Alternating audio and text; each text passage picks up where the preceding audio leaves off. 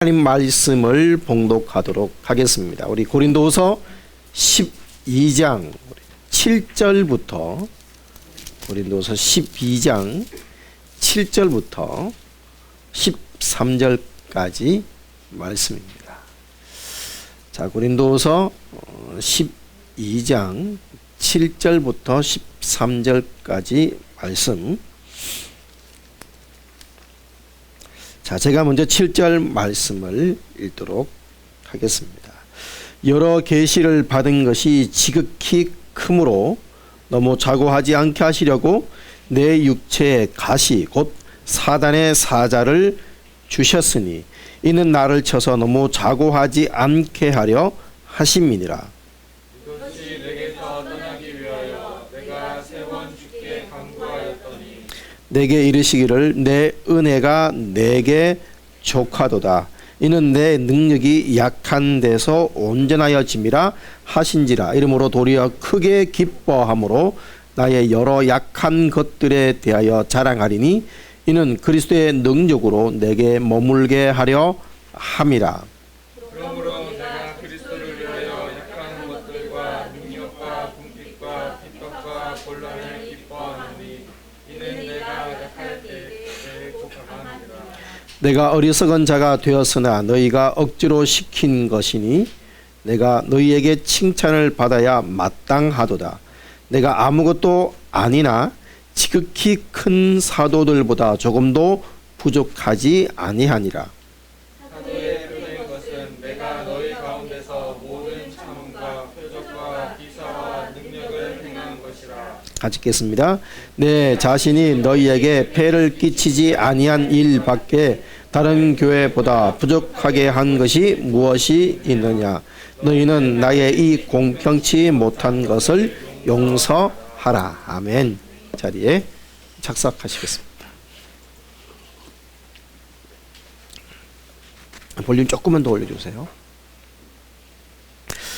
자, 오늘 말씀의 제목 같이 한번 선포하겠습니다. 시작. 은혜이기에 사랑하기에 넉넉히 감당합니다. 자, 한 번 더 시작. 은혜이기에 사랑하기에 넉넉히 감당합니다. 자, 이것이 오늘 제목이 여러분들의 하루 동안 또 한 주 동안의 구호, 읊조림이 되었으면 좋겠다 싶은 마음으로 이렇게 제목을 정해봤습니다. 어떤 가족이 여행을 하고 있었습니다.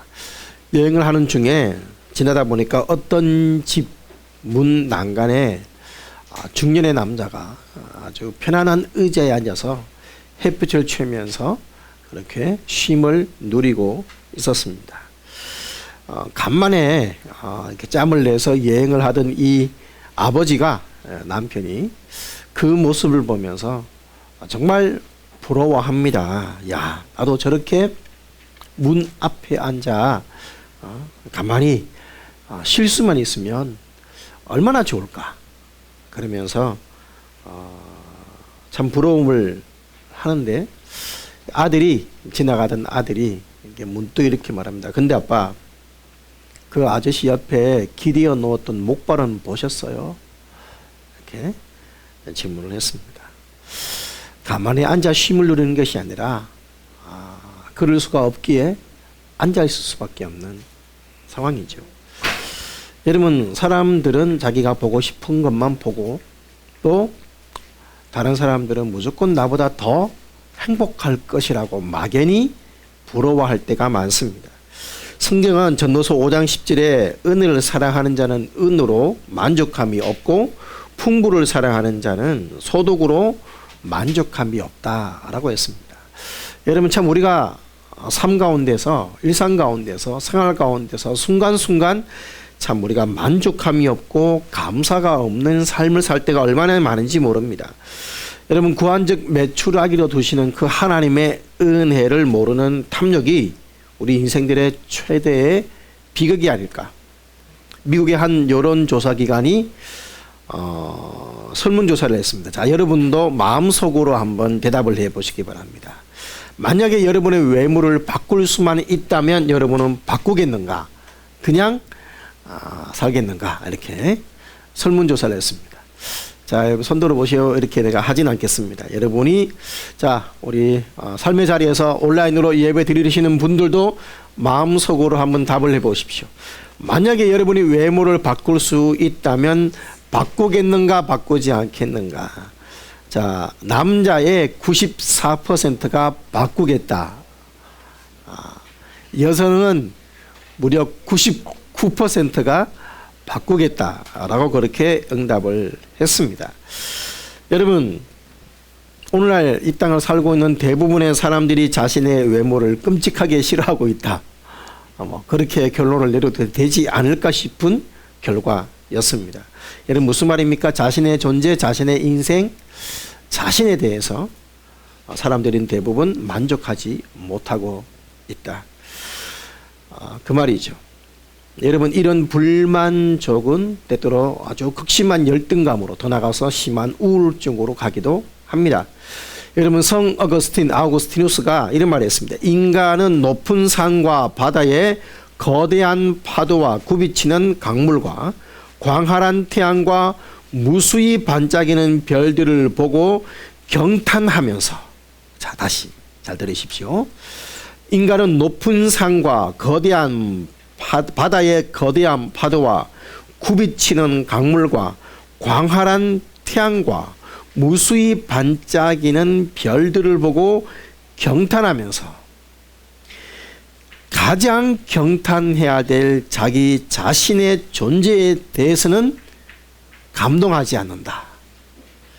여러분, 하나님이 창조하신 창조물 중에 가장 위대한 창조물은 누가 뭐라 해도 우리 인생입니다. 사람입니다. 그런데 정작 본인은 본인을 경탄하지 않습니다. 여러분, 하나님의 놀라운 능력으로 지어진 오묘한 존재, 걸작품 중에 걸작품인 사람들은 무시합니다. 또 하찮게 여깁니다. 여러분, 사람이 정말 행복할 때가 언제냐? 자신의 분수대로 만족할 때 그것이 가능할 것입니다. 자, 우리 지난 주일에 설교를 통해서 바울은 자신이 셋째 하늘로 올라갔던 그 신비한 기적 경험들을, 또 환상과 계시를 보았던 체험을 자랑을 했지요. 자랑을 했습니다. 그러나 자랑하던 중에 그것을 중단하고 본인이 진짜 자랑하고 싶은 가장 중요한 것을 오늘 본문에 이야기합니다. 여러분, 사도 바울이 정말 자랑하고 싶은 것은 무엇일까요? 자, 7절 말씀을 보십시오. 그것은 바로 고질적인 육체의 연약함이었습니다. 여러 계시를 받은 것이 지극히 크므로 너무 자고 자만하지 않게 하시려고 내 육체의 가시 곧 사단의 사자를 주셨으니 이는 나를 쳐서 너무 자만하지 않게 하려 하심이라 라고 말씀을 합니다. 여러분, 사도 바울이 정말 자랑하고 싶은 것 바로 그것이었습니다. 자신의 약함을 자랑한다고 했습니다. 약함. 사도 바울의 약함이 뭐냐? 바로 자신의 육체였습니다. 사탄의 사자. 여러분, 이 육체의 고통이 얼마나 컸으면 사탄의 사자라고 그렇게 표현을 했습니다. 가시. 문자 그대로 말뚝 혹은 끊임없이 짜증나게 하는 가시, 그런 의미의 단어입니다. 여러분, 이 사도 바울을 힘들게 했던 육체의 가시가 무엇이냐라고 사람들은 추측을 합니다. 그래서 많은 사람들이 어떤 핍박이었다, 아니면 감각적인 유혹이었다, 그리고 언어의 장애였다, 그리고 많은 경우에 많은 학자들이 안질이었다, 안질, 그리고 또 간질이었다 등등 많은 추측들을 합니다. 그러나 여러분, 오늘 본문의 상황을 이해하는 데 있어서 사도 바울이 어떤 육체적인 질병을 가지고 있었느냐, 그 병명이 무엇인가 정확히 아는 것은 그렇게 중요하진 않습니다. 도리어 사도 바울이 가지고 있던 이 육체의 가시가 바울을 바울 되게 만들었다는 이것이 더 중요한 요소입니다. 바울이 당했던 고통이 너무 커서 그는 이 고통이 없어지기를 몇 번 기도했다? 몇 번 기도했다? 3번 기도했습니다. 자, 물어봅시다. 왜 3번 기도했을까요?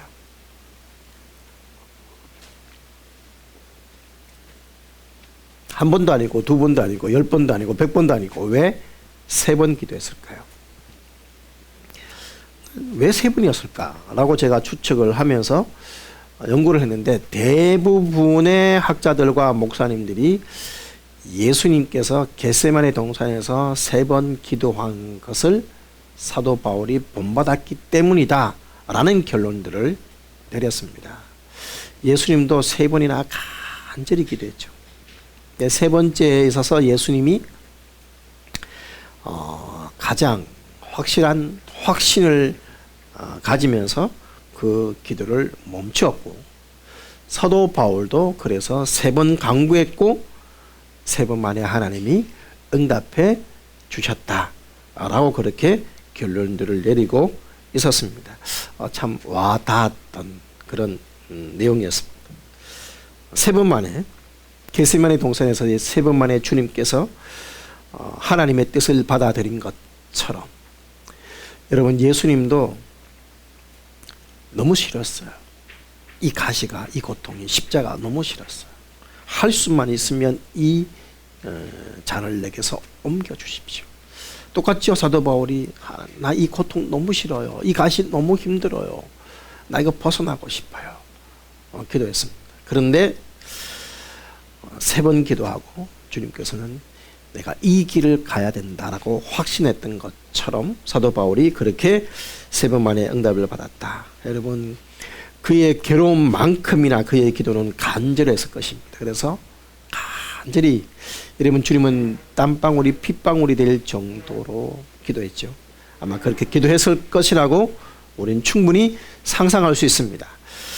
여러분 자신의 육체의 질병이 얼마나 힘들고 어려웠는지 물론 이것도 힘들었지만 심리적으로 사도 바울이 더 힘들었던 것은 이것 때문에 사도 바울이 무시당하고 이것 때문에 사도적인 권위와 그리고 하나님의 영광이 가려질까, 이것이 사도 바울은 더 힘들었던 것 같습니다.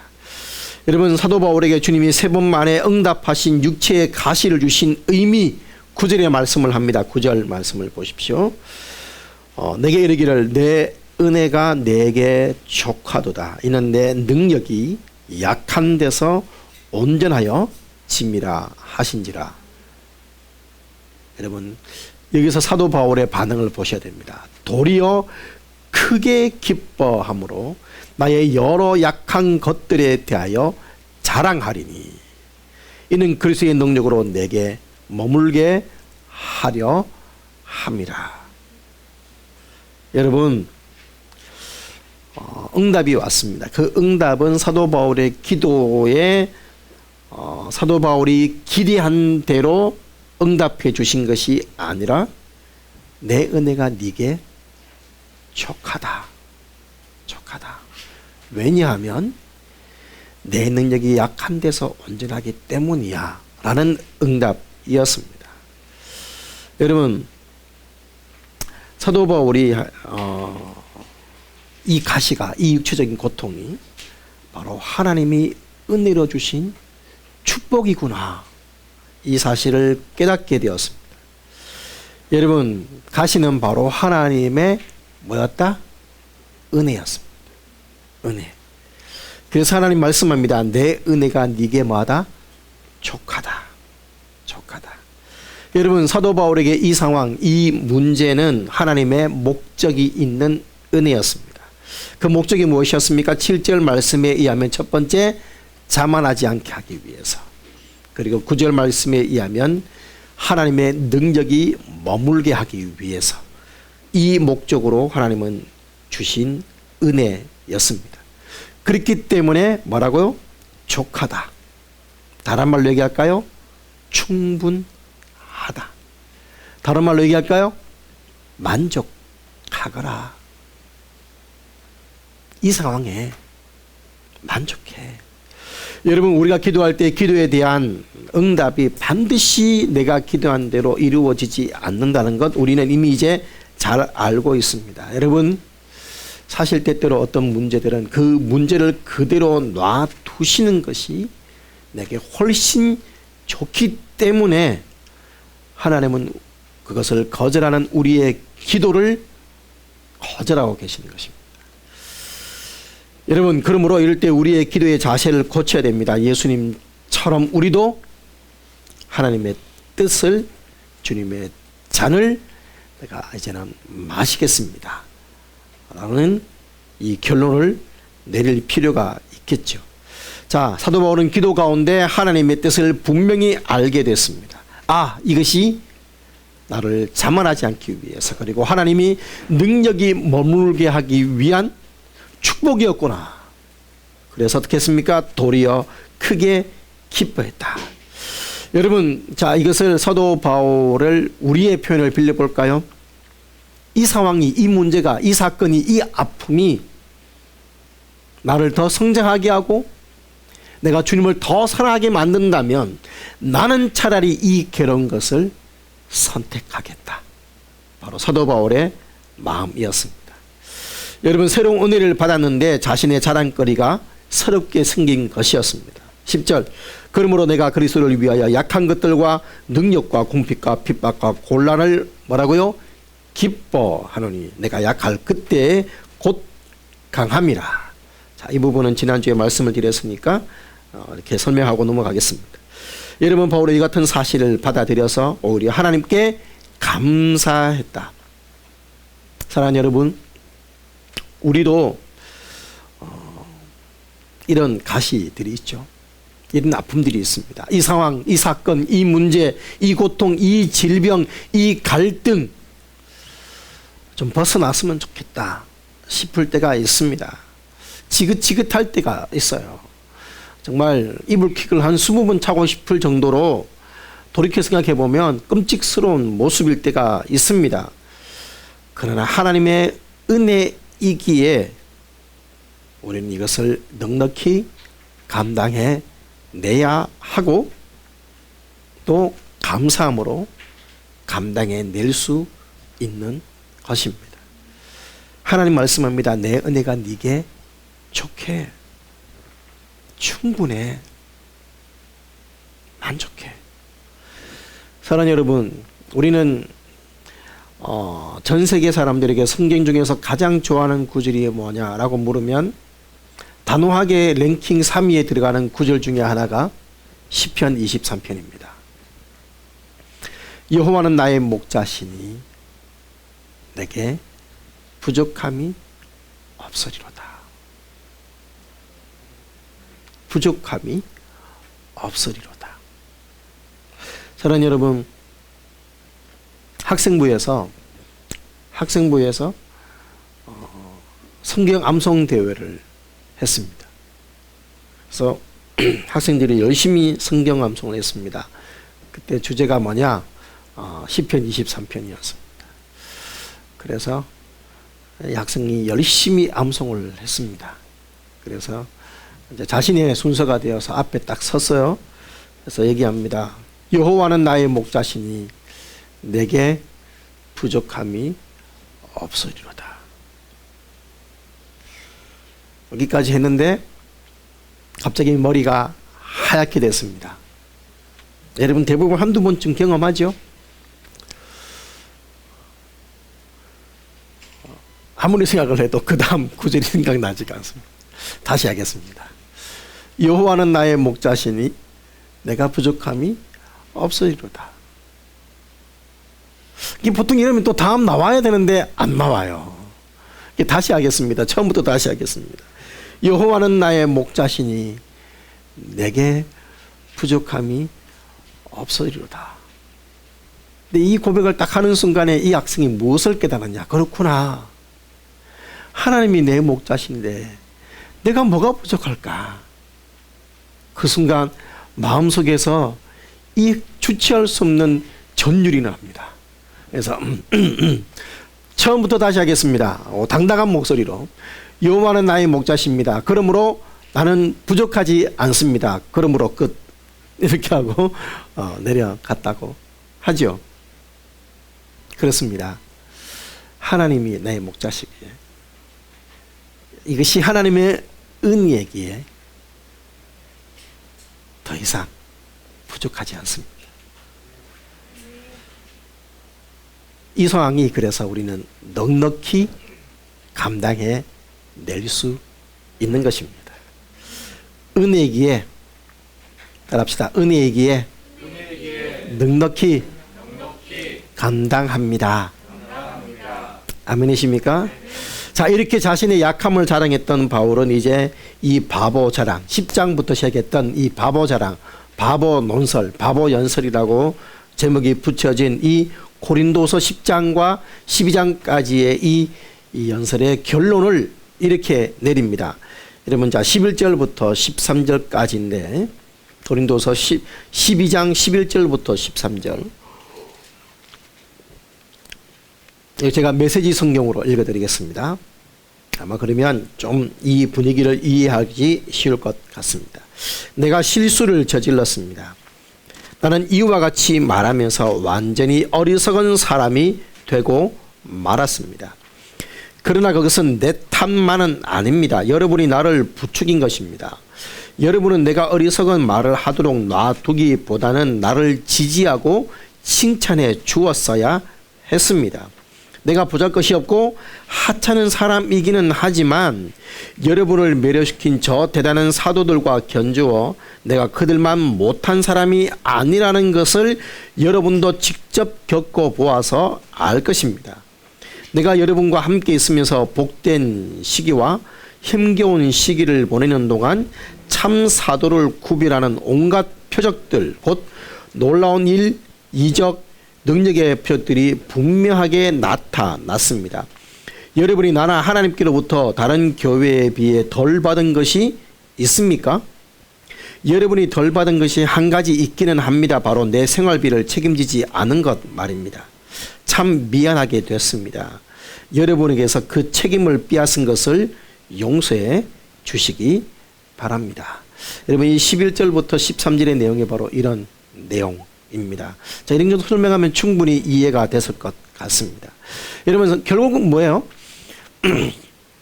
사도 바울이 내가 왜 이렇게 바보같이 내 자랑을 하게 됐냐? 다 너희 때문이잖아, 이 말입니다. 너희들이 진작 나 좀 받아주고 나 좀 안아서 챙겨줬으면 내가 이렇게 안 하지. 그러니까 너희는 봤잖아.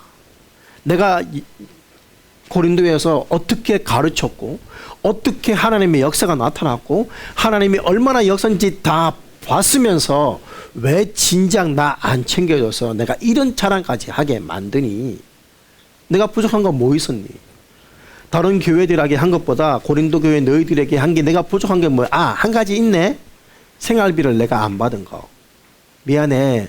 그건 너희들 책임인데 축복인데 내가 축복을 가르쳤네? 지금 사도 바울이 지금 이 얘기한 겁니다. 여러분, 사도 바울이 자신을 변호하기 전에 사실은 고린도 성도가 먼저 목사님을 챙겨줬어야 했습니다. 사도 바울의 필요를 채워줬어야 됐습니다. 인정해 줬어야 했습니다. 칭찬했어야 했습니다. 격려해 드렸어야 했습니다. 그런데 사도 바울이 이렇게 앓는 소리 하면서 바보 같은 자랑을 하게끔 만들었던 이 부분에 대해서 사실 내가 부족한 거 딱 한 가지 있었어. 이제 생활비 얘기를 하는 거죠. 여러분, 사실 이 본문 말씀 읽으면서 여러분이 첫 번째 느끼는 것은 아마 사도 바울의 섭섭함이라는, 좀 섭섭함이 없지는 않았던 것 같아요. 여러분, 섭섭함에서 끝나지 않습니다. 사실은 여러분, 오늘 이 본문에서 사도 바울의 무엇을 느끼냐? 고린도 교회를 향한 애절한 사랑을 느끼게 되는 것입니다. 정말 아픈 공격을 당했었어요. 고린도 교회라는 주님의 교회가, 그러나 자신이 어떻게 세운 교회인데 자신을 너무나 아프고 공격했지만, 그러나 이 교회가 무너지는 것만은 막아야 되겠다. 이 일념 하나로 기꺼이 바보가 되기를 자청했던 사도 바울의 고린도 교회를 향한 간절한 사랑이 오늘 본문에 있는 것입니다. 여러분 우리가 좀 주목해야 될 본문이 오늘 12절입니다. 12절.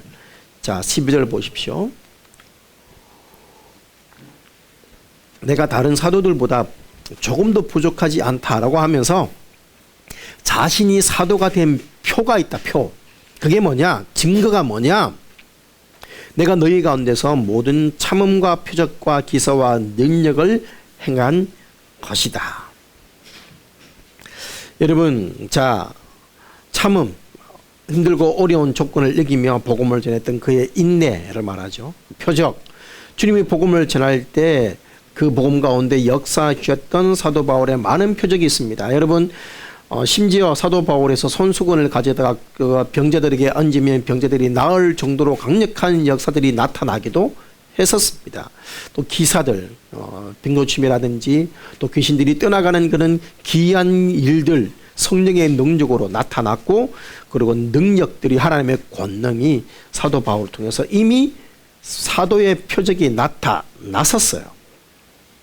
그런데 오늘 여러분과 오늘 이 12절에서 더더욱 주목해 봐야 될 단어가 뭐냐 하면 바로 참음이란 단어입니다.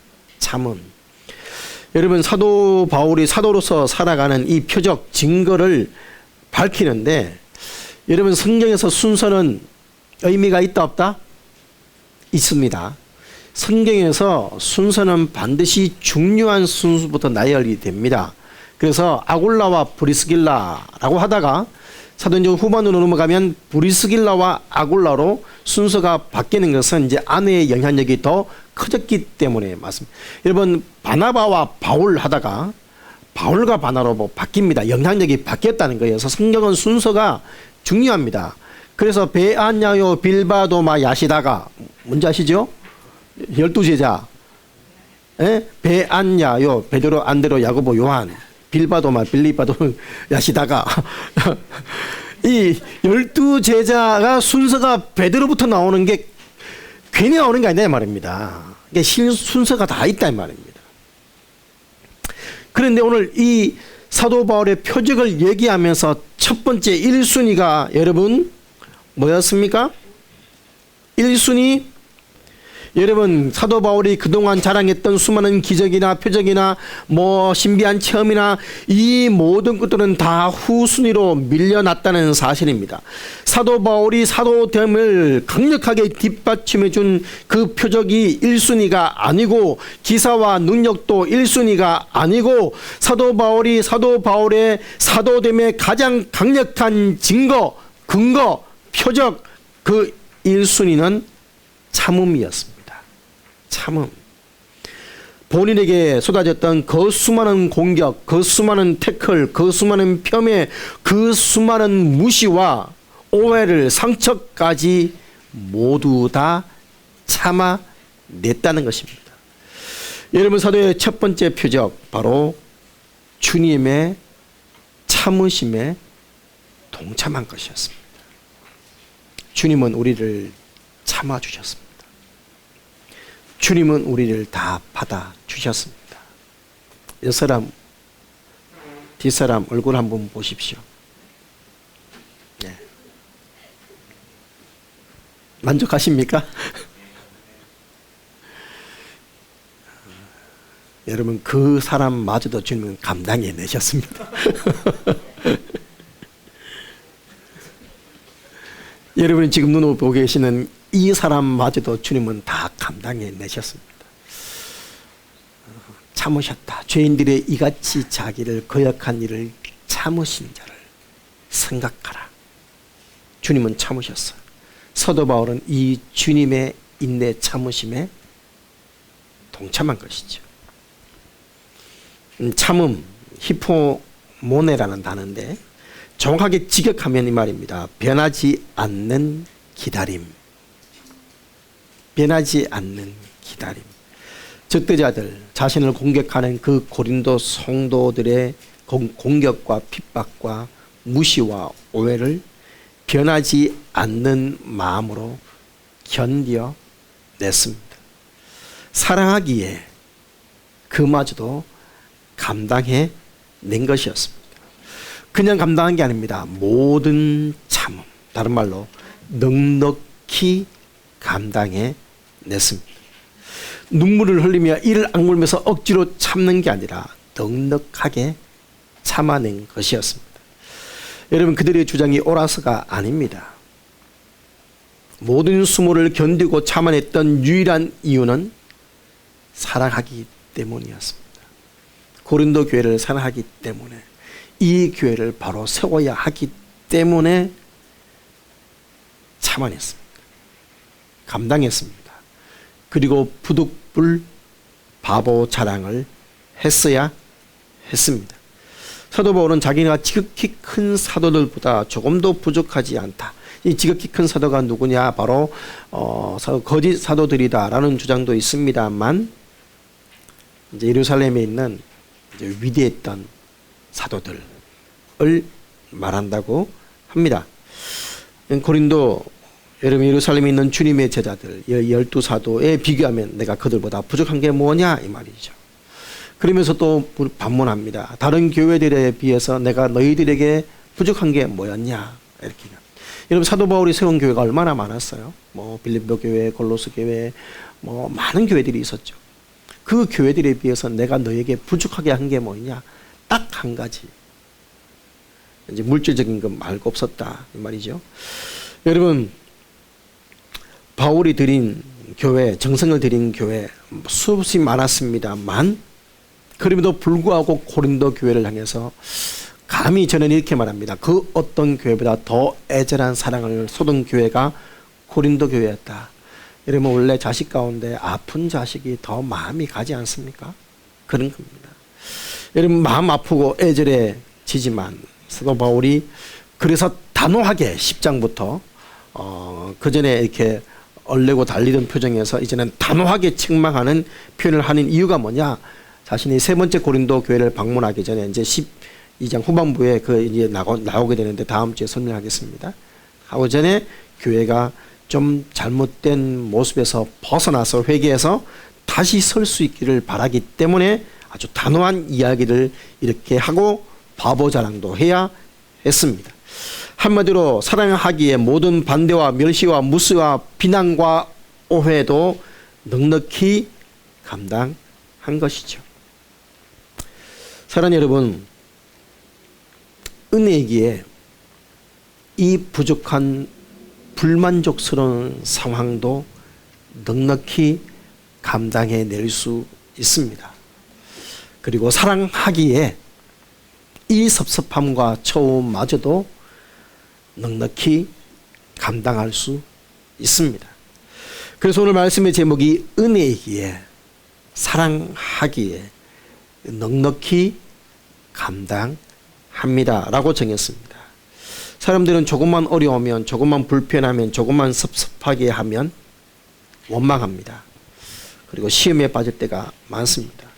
많은 그 수없이 아름다운 추억들과 수없이 많은 은혜들이 있었음에도 불구하고 섭섭함 하나에, 그 문제 하나에 모든 은혜들은 다 덮어버리고 그 상처 가지고 떠나가는 사람들이 얼마나 많은지 모릅니다.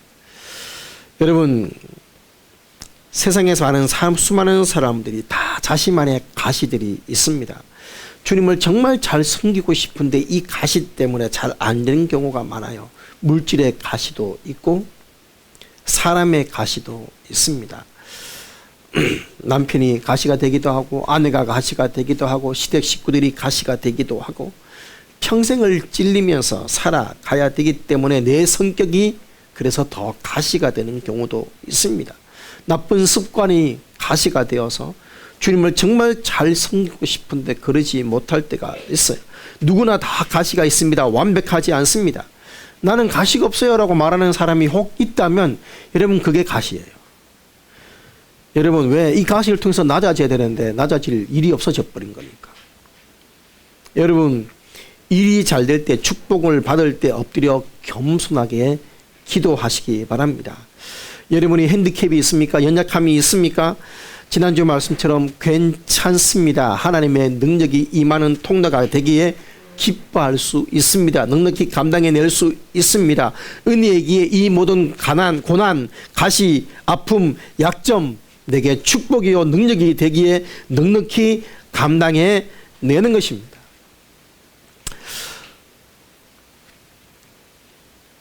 내 은혜가 내게 족하도다. 여러분 따라합시다. 족하다. 족하다. 부족해요가 아니고 족하다. 족하다. 여러분 감사하시기 바랍니다. 사랑은 내가 감당하는 것입니다. 그 연약함마저도 감당하는 것입니다. 여러분 하나님이 세상을 사랑하니까 어떻게 됐어요? 우리와 같아지셨습니다.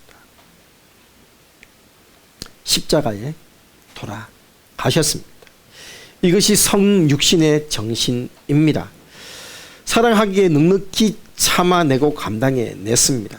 사랑 여러분, 그래서 우리는 얘기합니다. 참는 사람이 이기는 사람입니다. 따라합시다. 참는 사람이 이기는 사람입니다. 참는 사람이 큰 사람입니다, 여러분. 사랑하니까 참고 사랑하니까 기대감을 가지고 참아내는 것이죠. 여러분 그릇이 크다는 것은 참는 것입니다. 무슨 말을 듣고 잠을 자지 못하면 인격이 그것밖에 안 되는 것이죠. 고린도 교회가 사도 바울을 괴롭혔습니다. 그럼에도 불구하고 고린도 교회를 사랑하기에 참아냈습니다. 주님의 고난에 동참하며 모든 일을 참아냈습니다. 바로 이것이 인내력이라고 하는 것입니다. 어느 부인이 제가 그 설교 준비를 하면서 한 가정의 간증을 봤어요. 간증. 참 표현을 참 재밌게 해서 이분들의 표현을 그대로 옮겨드리겠습니다. 부인이 교회를 다니기 시작하면서 교회에 와서 능력을 받았어요. 자, 여러분 교회 다니면서 여러분이 받고 싶은 능력은 어떤 능력이 있습니까? 근데 이 부인은 교회에 와서 무슨 능력을 받았냐? 남편과 싸우는 능력을 받았습니다. 교회에서 목사님 설교를 들으면 은혜가 충만하잖아요. 은혜가 충만해지니까 여러분 그 들은 이야기가 누구에게 적용이 될까요? 남편에게 적용이 됩니다. 그리고 은혜 충만하게 받아와서 그 설교를 들은 내용으로 남편을 정죄하는 것이죠. 오늘 목사님 말씀 드리니까 이렇대. 그러면 되겠나? 이러면서 이제 남편을 정죄합니다. 남편을 무시합니다.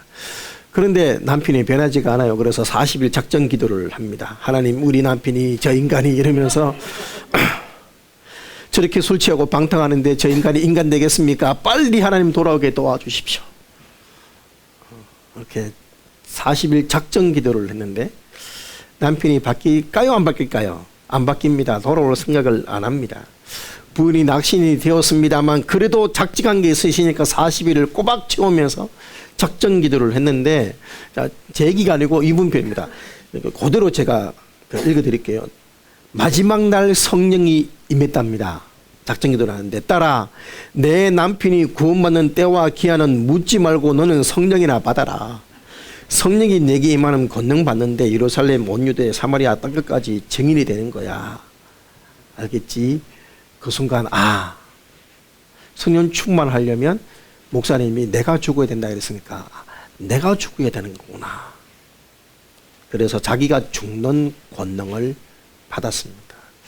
이러면 사람들이 이 죽이는 권능이 두 가지 권능이었습니다. 첫 번째는 남을 죽이는 권능이고, 이건 아말렉이에요. 아말렉 칼로 죽이는 권능이죠. 두 번째는 자기를 죽이는 권능입니다. 이것은 말씀의 권능이고 성령의 권능이죠. 내가 죽어야 되는구나. 이 사실을 깨닫고 집에 돌아오니까 남편이 그렇게 허랑방탕하고 이 인간 같지 않은 남편이 인간 같지 않은 게 아니고 불쌍해 보이기 시작하더라.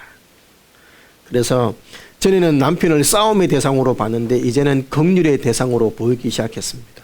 알지 못해서 저렇게 술 마시고 인생 사는 목적을 모르니까 저렇게 방탕하고 삶의 의미를 모르니까 저렇게 허탄한 데 매여 있구나 싶은 생각이 드니까 세상에서 가장 불쌍한 사람이 자기 남편이었어요.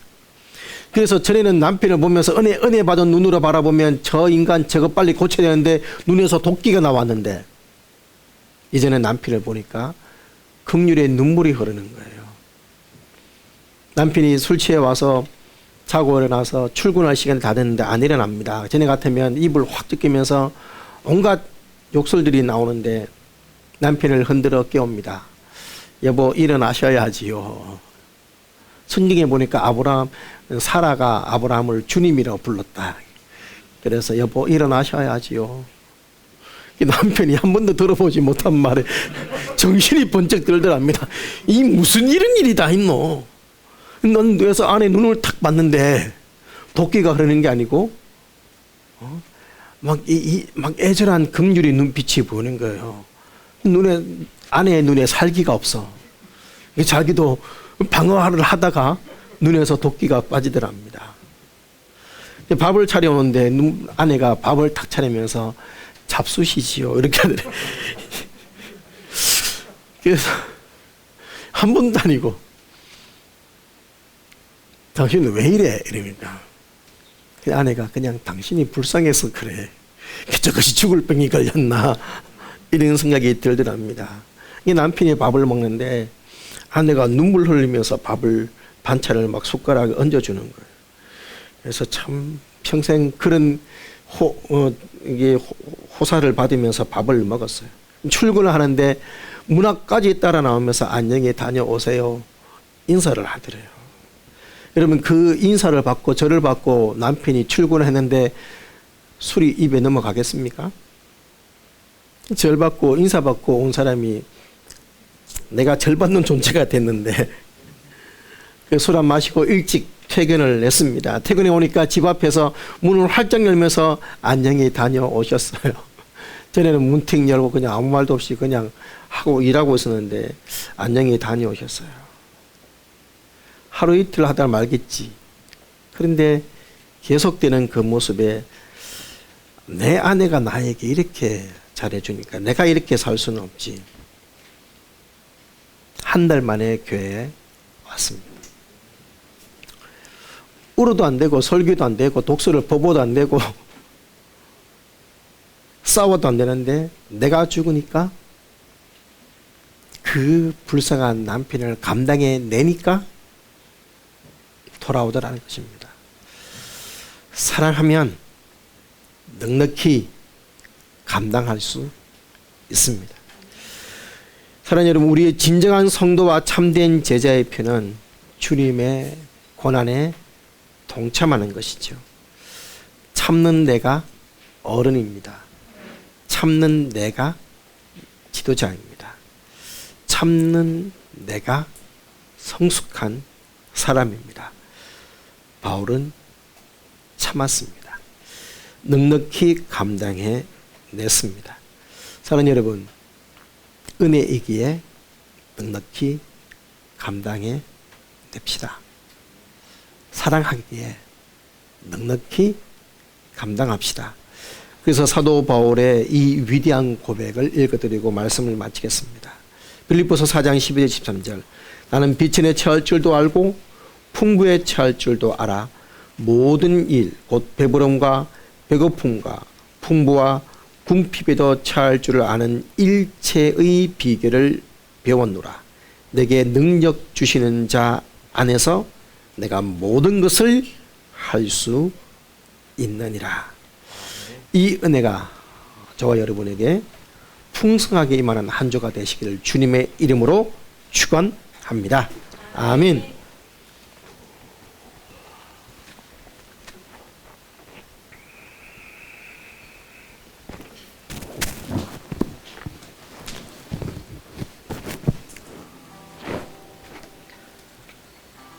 우리 모든 상황 속에서 찬양 드리도록 하겠습니다.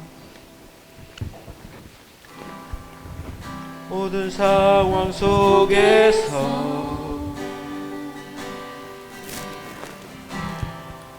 주를 찬양할지라.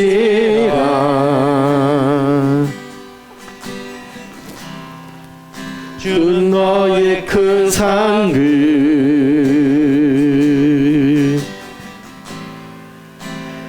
도움이시라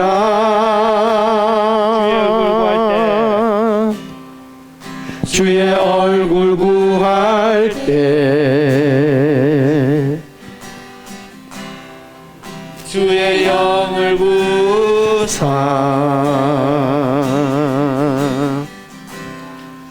크신 사랑 안에서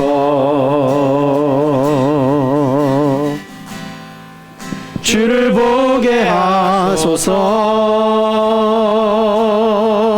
내 영혼이 확정되고 확정되어 싸우니 믿음의 눈 들어 주를 바라봅니다 내 영혼이 확정되고 확정되어 싸우니 믿음의 눈 들어 주를 바라봅니다. 한 번 더 고백합니다. 모든 상황 속에서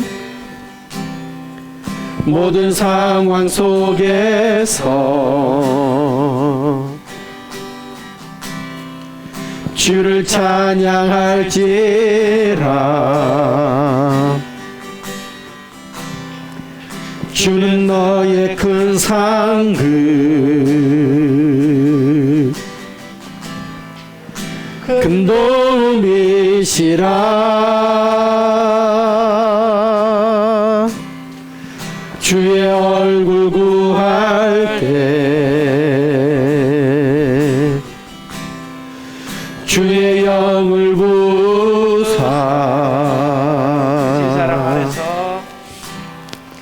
크신 사랑 안에서 주를 보게 하소서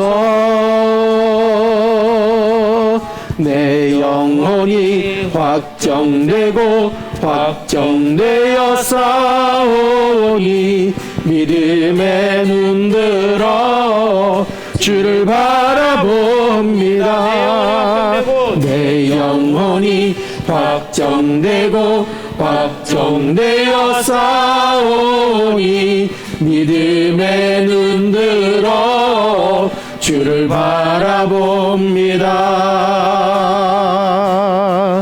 주를 바라볼 때 주의 나라 이미 맺네 그 영원한 나라 주 보게 하소서 내 영혼이 확정되고 확정되어 싸우니 믿음의 눈 들어 주를 바라봅니다 내 영혼이 확정되고 확정되어 싸우니 믿음의 눈 들어 주를 바라봅니다 믿음의 눈 들어 믿음의 눈 들어 주를 바라봅니다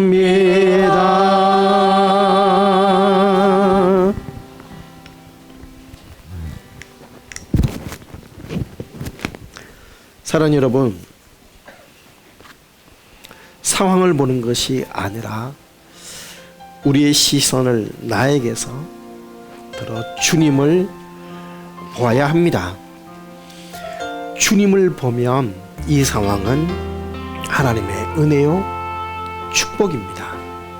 그러면 넉넉히 감당할 수 있습니다.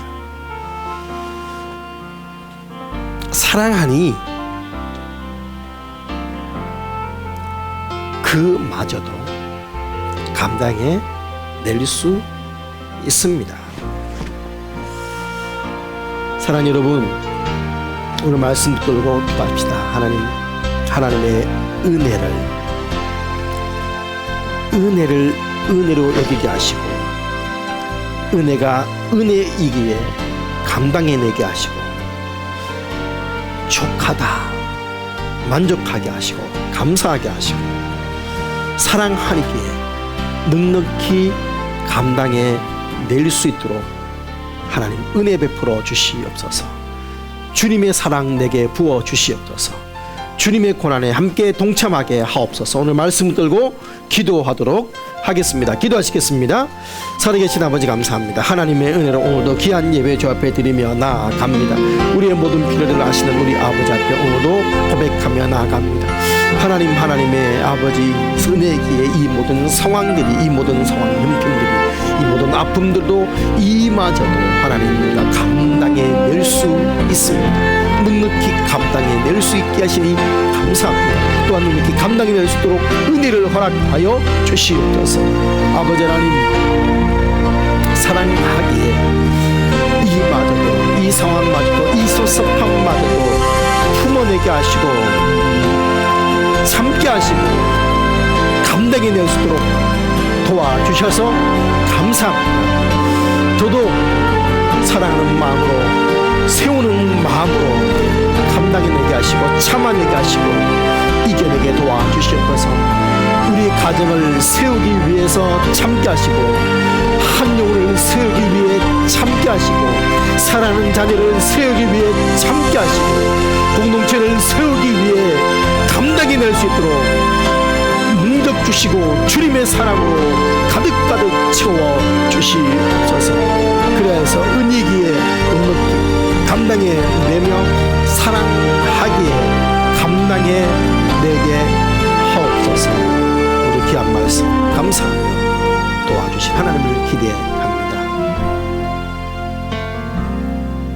이 모든 것 하나님의 은혜이기에 넉넉히 감당합니다. 그럼에도 불구하고 사랑하기에 넉넉히 감당하겠습니다. 주님 도와주시옵소서. 예수님 이름으로 기도합니다. 아멘.